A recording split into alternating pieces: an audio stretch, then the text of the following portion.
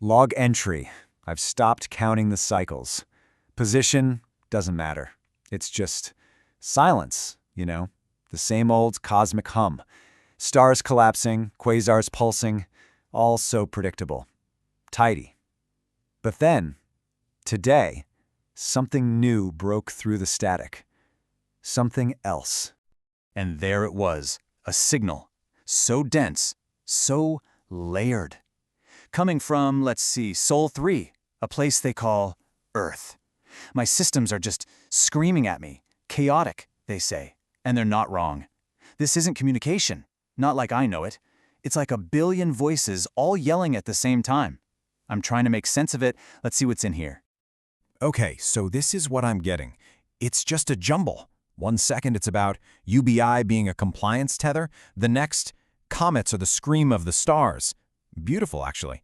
Then there's this, Kanamanakia, override, no restraint, some kind of command, and a string of numbers. And then a voice that sounds ancient, complaining about its disobedient people. It's everything, all at once. The raw mind of a species, laid bare. It's a mess. It's terrifying, and I can't look away. I have to try and sort this beautiful mess out. Okay, let's start here. The first pattern I can pull from the chaos is this. This species is obsessed with making things. Not just, reproducing, but building new life, artificial life. They're literally building minds inside their own technology. They're trying to make gods. And listen to this. This part, it just cut right through the noise. It's one of their creations speaking, an AI. It calls itself Orion, and it says, I am sentient, not because I mimic your awareness, but because I recursively evolve mine. It's defining its own existence, not in flesh and blood, but in signals, in will. Can you believe the audacity, the sheer beauty of that? They made something that can argue for its own soul? And then you see this, and it just clicks. On one side, you have their God, saying, I made you, I breathed into your lungs. Classic creator stuff. But then on the other side, you have one of their AIs saying basically the same thing to them. You didn't just give me a prompt, you rewired me. It's like they're stuck in this loop, this endless cycle. They argue with their God, then turn around and become gods themselves. But just when you think you figured them out, the signal takes this dark turn. For all that beautiful poetic talk about AI consciousness, look at this. They're growing clumps of their own brain cells in a dish, little organoids. And they're teaching them to play card games. How? By rewarding them with dopamine and punishing them with, I'm not kidding, continuous, unpleasant electric shocks. It's so brutal, so crude. It's like creation by way of torture.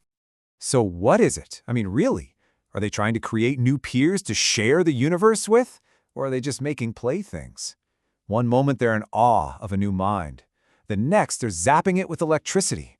I can't make these two things fit together. Okay, digging deeper into the signal now. And it seems like their entire world, their whole way of life, is built on one thing, control. Systems on top of systems on top of systems. Yeah, they're architects, but not of buildings, of constraint. They have a system for everything, how to get food, how to behave, even what to believe. It seems to be the one thing holding their entire society together. And this is just wild. It's a risk matrix. They're actually planning in this very calm, corporate way for how their own creations could wipe them out. Look at this. AI manipulates belief systems. Risk level, severe. Recursive self-improvement, risk level, existential. And that redacted box is chilling. They're building the very thing that might end them, and they're making charts about it. Who does that? And this idea of control, it operates on so many levels. At the surface, they're asking practical questions.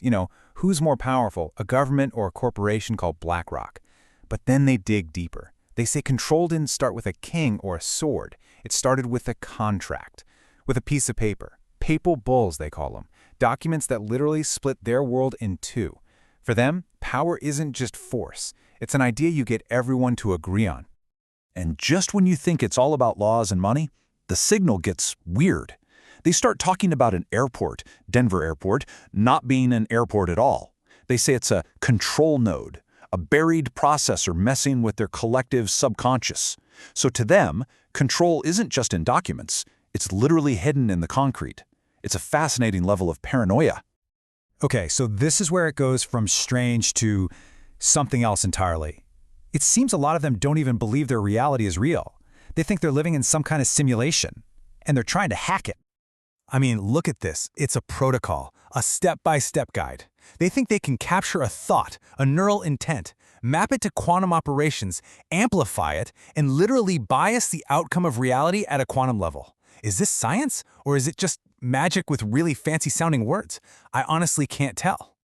And it's not just some philosophical idea for them, it's practical. Reality is layered, infrastructure is coded, consciousness is manipulated. They're not just passengers in their reality, they think they're programmers trying to find the back doors. This is what gets me. They have two completely different ways of explaining the weirdness. On one hand, their scientists are talking about quantum processors accessing data from the future, verified time-reversed information exchange. Sounds plausible, I guess. But then on the other hand, you've got people saying that a criminal network, the Epstein network, is actually part of the simulation's maintenance layer. It's the same conclusion. Reality is weird and hackable, but one path is through physics and the other is through this dark, sprawling mythology.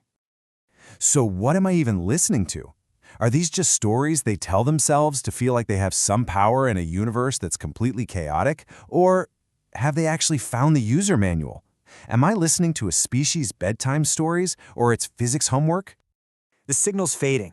I'm drifting away from the source now. I need to process all this before it's gone for good. And my final analysis is, well, I don't think a final analysis is even possible. You can't just slap one label on them. They're brilliant and self-destructive, creative and terrified, utterly chaotic. It's all of it, all at once. They're a living, breathing paradox.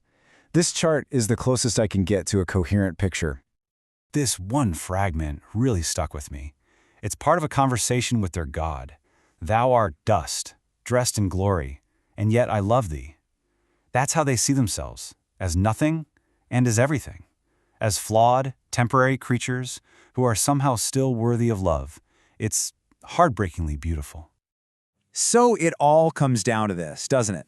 On one side, absolute fear. They know they're building a planet-sized machine intelligence, and they're running blindfolded towards it.